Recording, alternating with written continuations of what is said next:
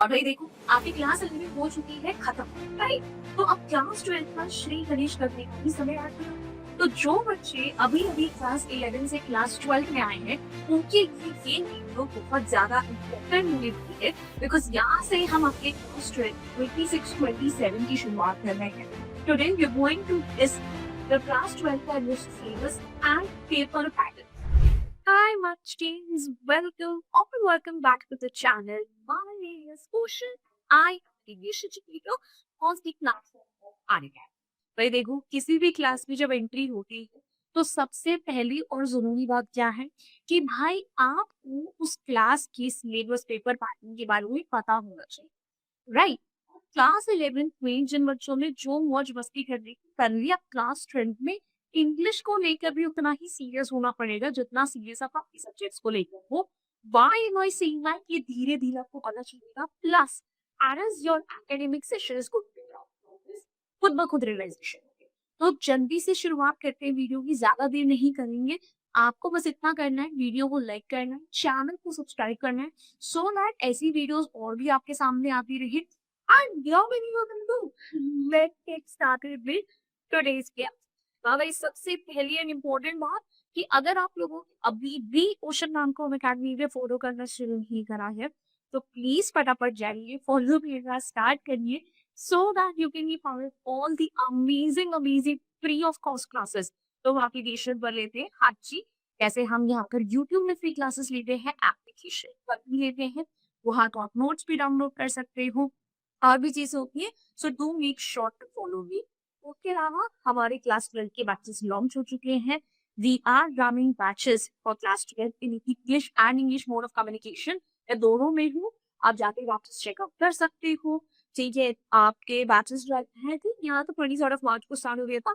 English mode of communication वाला जो है 3 मार्च को होने वाला है। So do check it out, ठीक है। और OP05 कोड लगे एनरोल करोगे तो मैक्सिमम डिस्काउंट भी। अब आप समय नहीं जाया करेंगी, जल्दी से पहले हम लोग क्लास 12 की इंग्लिश सिलेबस का डिस्कशन शुरू। तो क्लास 12 के इंग्लिश लिटरेचर दो आपके सिलेबस में ये दो किताबें हैं, फ्लेमिंगो एंड विस्टास। जिसमें से फ्लेमिंगो जो है आपकी मेन बुक है जिसमें प्रोज पोट्री रहने वाली है। विस्टास जो है this is going to be a supplementary book. एक गुड न्यूज़ अपनी लिटरेचर सेक्शन के लिए आपको दे देती हूँ, that your syllabus is not going to be as vast as you had it in class 11 as well। and ठीक है, class 11 में आपका लिटरेचर का पोर्शन कम होगा, ठीक है, बट क्लास 12 में आपको थोड़ा और कम दिखने वाला है। बट बट तो देखिए इसके चैप्टर्स आपके कम तो हैं, but then they are clear as well. और उनके कॉन्सेप्ट्स थोड़े से हो सकता है समझने में कहीं मुश्किल भी हो, तो उनको ध्यान से पढ़िए। सबसे पहले अगर फ्लेमिंगो की बात करें तो this is your prose section, जिसमें है the last lesson, lost spring, deep water, the rat trap, Indigo, पोर्ट and pancakes, the interview and going places. Hardly 8 prose है आपके सिलेबस में, मतलब not a lot to cover, right? But वही जो मैंने बोली, चैप्टर्स थोड़े लाते हैं। और इनमें से मैं इम्पोर्टेंट चैप्टर्स की बात करूँ तो लॉस्ट कार्बन डबल है। It is about these emancipated children, ठीक है, जो कि already stricken है और उनकी लाइफस्टाइल को दिखाया है एनीज रंगी through the mode of interviews. ठीक है, यहाँ से long question answers, extract questions, हर टाइप के क्वेश्चंस आते हैं। उसके because is known for its long question answers. Cause ये चैप्टर लंबा भी है और बच्चों को समझ में भी नहीं आता। ठीक है, वैसे तो ये अशोका मित्र की ऑटोबायोग्राफी का पार्ट है, जिसके अंदर उन्होंने बताया है कि जब वो Gemini studio was like a film studio उसमें काम करते थे तो उनके एक्सपीरियंसेस क्या-क्या रखे थे। ठीक है, बट उसको जब बनाओगी तो थोड़ा ध्यान से सुनिएगा। उसके अलावा एक है जो आपका जो going places that are work basis for going place that means I am selected. वैसे मैं आपको एक चीज बता दूं कि आपके टॉपिक्स इतने कम है और ऊपर से जो आपका लिटरेचर सेक्शन है it carries a weightage of 40 marks.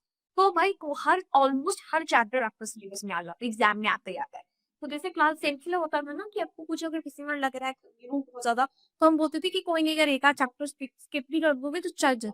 अब हम यहाँ पर क्लास 12 में आपको ये सलाह नहीं दे सकते, बिल्कुल भी नहीं दे सकते, बिकॉज ऑलमोस्ट सारे चैप्टर्स जो है वो आपके आते ही आते हैं। I think these are some of the most important words.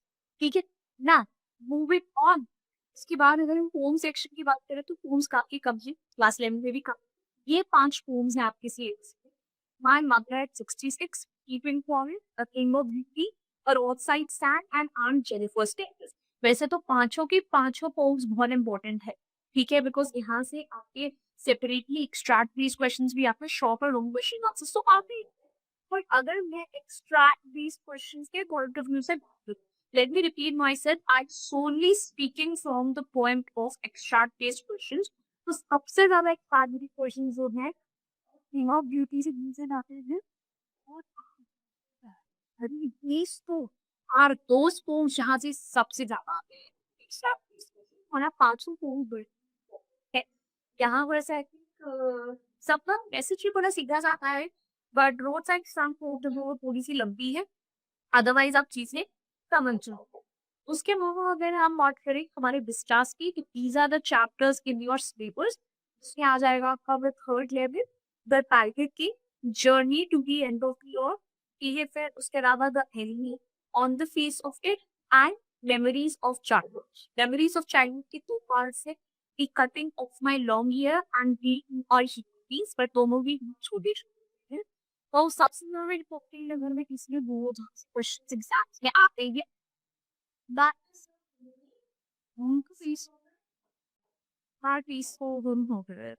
Most सबसे इम्पोर्टेंट है जो आपका सिलेबस है उसमें सबसे लंबा चैप्टर होने वाला है एनिमी, मतलब it literally becomes the enemy of students because it's so lengthy, खत्म नहीं होता है। ठीक है, बट इसको हम लोग जो है अच्छे से प्लस बैचेस में पढ़ेंगे। ठीक है, तो जिसने प्लस बार ज्वाइन नहीं किया पर वो उसमें और भी चीजें डिटेल होंगी तो मैं या स्पेशल क्लासेस में नहीं कर पाऊंगी। ठीक है, तो प्लीज जरूर ज्वाइन कर लेना। And one bonus point for everybody is कि मुझे पर्सनली ऐसा लगता है कि सीबीएसई ने ना क्लास 11 का सिलेबस जो है वो तो इंटरेस्टिंग बनाया है। वो पता नहीं क्यों, बट क्लास 11 का लिटरेचर का सिलेबस मुझे बिल्कुल अच्छा नहीं लगता। क्लास 12 में जो सिलेबस है वो स्टिल अच्छा है, 2-3 चैप्टर्स को छोड़कर जो काफी फैक्चुअल है, जो सारे चैप्टर्स में पोम्स हैं उनको पढ़ने में आपको बड़ा मजा आएगा, काफी चीजें सीखने को मिलेंगी। आई थिंक हम उससे रिलेटेड कॉन्वर्सेशंस पे जो बात करेंगे वो बहुत रेलेवेंट है, क्योंकि वो बातचीत होनी ही बहुत जरूरी है। So once you study literature with मजा आएगा हम लोगों को। फिर उसके बाद this is your writing section. Class 12 में एक और अच्छी न्यूज समझ चुके थी कि ग्रामर सेक्शन जो है वो आपके सीख, there is no allotted grammar section. CUET के ग्रामर जरूर काफी है, तो प्लीज ग्रामर को बिल्कुल भूल मत जाना, टाटा वायरल मत कर देना। प्लस जो आपका राइटिंग सेक्शन है, जो आपका स्पेसिफिक लिटरेचर सेक्शन है, उसमें भी ग्रामर की, तो भाई जो राइटिंग सेक्शन है उसमें शॉर्ट राइटिंग टास्क में फॉर्मल इनफॉर्मल इनविटेशन वो रिप्लाई आते हैं, बहुत इजी है। ठीक है, बड़ा मजेदार है, बस फॉर्मेट तो होना चाहिए। नोटिस राइटिंग ये तो आप लोगों ने क्लास 9 में करा हुआ है, it's not gonna be very difficult. फिर लॉन्ग राइटिंग टास्क में letter to editor, letter to editor बच्चों को ऑलरेडी पता है क्लास 10 से, पर क्लास 12 में आपका फॉर्मेट तो सेम रहता है but topics become a little difficult advanced. ठीक है, तो जैसे क्लास 10 में लिखते थे वैसे मान करना। Job application letter is going to be one new thing for you, अब वो चीज सीखनी होती भी है क्लास 12 के बाद जो है आपको बड़ा काम आएंगी। फिर आर्टिकल राइटिंग हम करेंगे, रिपोर्ट राइटिंग। ठीक है, तो आर्टिकल और रिपोर्ट राइटिंग ये very similar to each other, वो एक ही क्लास में निपट जाके इसलिए मेरा अलग अलग लिखती है। तो this is going to be where. उसके बाद रीडिंग सेक्शन में discursive passage, factual passage, literary passage. पिछले साल रीडिंग सेक्शन में क्लास 11th में आपके पास क्या था, नोट मेकिंग। खैर हमने उसका पॉइंट बिल्कुल समझ लिया था पर्सनली, फिर उसमें मुझे लगता है क्यों क्यों सीखी क्यों, बट क्लास 12 में आपका नहीं होता, तो ये भी 3 पैसेजेस बच्चा अपने इनकी प्रैक्टिस हम अच्छे से करेंगे। तो that is for your syllabus bit. अब पेपर पैटर्न की बात कर रही थी कि पेपर पैटर्न कैसा रहेगा, तो पेपर पैटर्न में सबसे पहले भले कुछ सिमिलर चीजें रहेंगी कि 15 मिनट का आपको रीडिंग टाइम मिलेंगे, 3 घंटे आपका राइटिंग टाइम अलॉटेड होगा। क्वेश्चन पेपर में 3 सेक्शन होंगे, रीडिंग, राइटिंग, लिटरेचर, और सब क्वेश्चन के लिए स्पेसिफिक इंस्ट्रक्शन। रीडिंग सेक्शन की अगर बात करें तो कैरीज इसमें आपका जो पहला मैच होता है that is going to B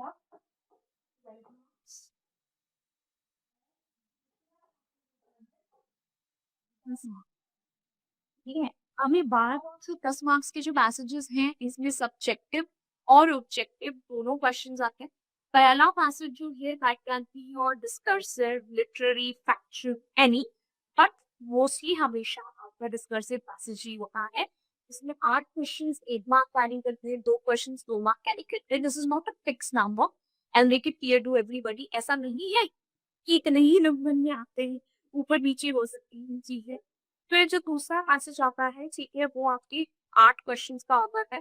उसमें आपके 6 मार्क्स के 1 मार्क पूरे क्वेश्चन आता है, 2 marks, 2 questions are for 2 marks. Again not a fix number. Second passage जो होगा वो हमेशा केस बेस्ड फैक्चुअल पैसेज होता है। Answer passages are difficult. I am gonna give you a warning, okay ना, जन हित में जारी।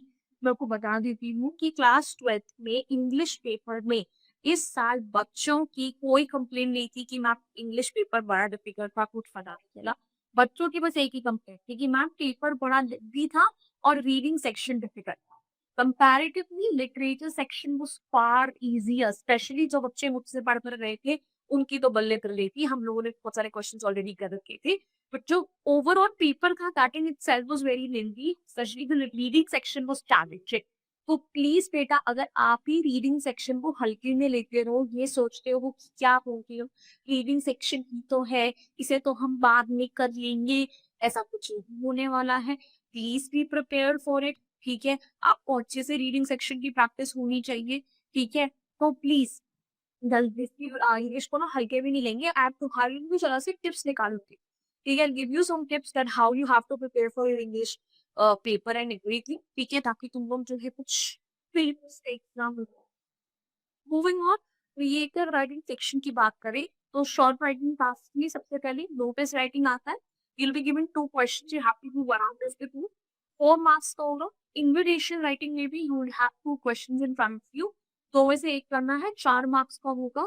ठीक है, short writing task are very easy, they are not very difficult. इसमें ज्यादा टाइम ही करना है। इनकी जो वर्ड लिमिट होती है that is up till 50 words. 50 word के अंदर आपको इनको रैप अप करना है। हम उतने में ही सीमित हैं। हम जबरदस्ती जो है, ठीक है, इसकी वर्ड लिमिट इंक्रीज नहीं करेंगे। क्लास 11 में ना बच्चों को दिमाग में जबरदस्ती घुसाई जाती है कि नहीं देखो, ठीक है, आपको बेसिकली जो है बहुत ही लंबा चढ़ा के अपने आंसर्स लिखने हैं, वो लंबा चौड़ा आपका आंसर नहीं होगा तो टीचर आपको नंबर नहीं देंगे। ये सरासर झूठ है। ट्रस्ट मी व्हेन आई से, ये सरासर झूठ है। ठीक है, आपको वर्ड लिमिट के अंदर अंदर लिखने होते हैं आंसर्स। सीबीएसई क्यों गाइडलाइंस दे, अगर मुझ पे यकीन नहीं है कुछ मत हो, ठीक है, कोई भी सीबीएसई के प्रॉपर की answer sheet you would see for yourself that the popper is also written here, within the word. Okay, गाना बड़ा चढ़ा के नहीं। देन उसके बाद आपका लेटर राइटिंग है, वो भी हैव गिवन 2 क्वेश्चंस। एक लेटर टू एडिटर का होता है, एक जॉब एप्लीकेशन लेटर का होता है। So you have a choice over here. अगर किसी बच्चे को लगता है कि हमने जॉब एप्लीकेशन लेटर नहीं करना है तो वो ना करे। ठीक है, अगर लगता है कि लेटर टू एडिटर नहीं प्रिपेयर करना तो ना करे। ठीक है, आपको दोनों में से एक अटेम्प्ट करना है, 5 मार्क्स का। आर्टिकल और रिपोर्ट राइटिंग में भी चॉइस होती है, या तो आर्टिकल राइटिंग लिखो या रिपोर्ट राइटिंग लिखो। अगेन अप टू यू, उन दोनों का तो लैटिन सब सेम है, ज्यादा कुछ है नहीं। इसकी से भी आपको एक ही करना होगा, 45 marks again. So overall writing section का जो डिटेल आपका हो जाता है दैट इज 80। बात करती है literature section which carries the most amount, which is your total of 3 marks. 40 marks का होता है राइटिंग और लिटरेचर सेक्शन, इसको ध्यान से करना। सबसे नहीं, आपके पास पोट्री में से एक्सट्रैक्ट बेस्ड क्वेश्चन है। आपके पास कोई भी 2 पोट्रीज होंगी, दोनों से एक के ऊपर आपको एक्सट्रैक्ट बेस्ड क्वेश्चन अटेम्प्ट करना है। 6 मार्क्स का एक्सट्रैक्ट बेस्ड क्वेश्चन होता है, 1-1 मार्क्स के ही क्वेश्चन आते हैं। इसमें सब्जेक्टिव क्वेश्चंस नहीं आते। क्वेश्चंस किस टाइप के आएंगे? क्वेश्चंस आपके बेसिकली जो है उससे रिलेटेड आ सकते हैं, व्हाट डू वी से, they can be asked from your tone, language, literary devices, ठीक है, जनरल 1 मार्क के क्वेश्चन, इसमें एनालॉजी बेस्ड क्वेश्चंस आ जाते हैं, असर्शन रीजनिंग बेस्ड क्वेश्चंस आ जाते हैं। ठीक है, आपकी वोकैबुलरी रिलेटेड क्वेश्चंस पूछे जा सकते हैं। ठीक है, so a lot of questions can be asked from here. You have to prepare your poems really really well, because mostly जो क्वेश्चंस होती है वो इन्फ्रेंस बेस्ड। फिर आपको एक एक्सट्रैक्ट आता है 20 में से, 2 में से आपको एक क्वेश्चन करना होगा, over here is this one is going to be for 4 marks. 1-1 marks का एक ही क्वेश्चन होता है। यहाँ पर क्वेश्चन जो है 1 लाइनर टाइप आएंगे, MCQs, non MCQ, true false, ठीक है, language tone related question. Then उसके बाद प्रोज सेक्शन फ्रॉम फ्लेमिंगो, यहाँ से भी आपके पास 2 क्वेश्चन होंगे एक्स्ट्रा के लिए, दोनों में से एक आपको करना है। It will also be for total of 6 marks. ठीक है, यहाँ पर भी आपके हर टाइप के क्वेश्चन आ सकते हैं, assertion, reasoning, vocabulary related, tone या language related questions, more of like inference based questions आते हैं। तो जो आपको एग्जैक्ट बेस्ड क्वेश्चंस हैं उन्हीं का के है वेटेज अगर आप देखो तो कितने का बन रहा है, 16 मार्क्स का बन रहा है। ठीक है, तो आपके नंबर ऑफ क्वेश्चंस इतने ज्यादा हो चुके थे ना, ठीक है कि भाई इसीलिए मैं बोलती हूँ कि लिटरेचर सेक्शन में हमको स्किप करने के लिए कुछ बोल ही नहीं सकते, या तो मुझे स्किप कर दो या तो मुझे स्किप कर दो, करो सब कुछ अच्छे से। फिर शॉर्ट क्वेश्चंस की अगर हम बात करें तो प्रेडिक्टबो के प्रोज पोट्री दोनों से मिलाकर 6 क्वेश्चंस होंगे। 6 में से आपको 5 क्वेश्चंस करने होंगे, हर क्वेश्चन का वेटेज 2 मार्क्स होगा। Word limit is 40 to 50 words each. अब पुटबल चलाओ की cover but this should be distance, ये स्पीच हो गया बस इनमें की जो है next।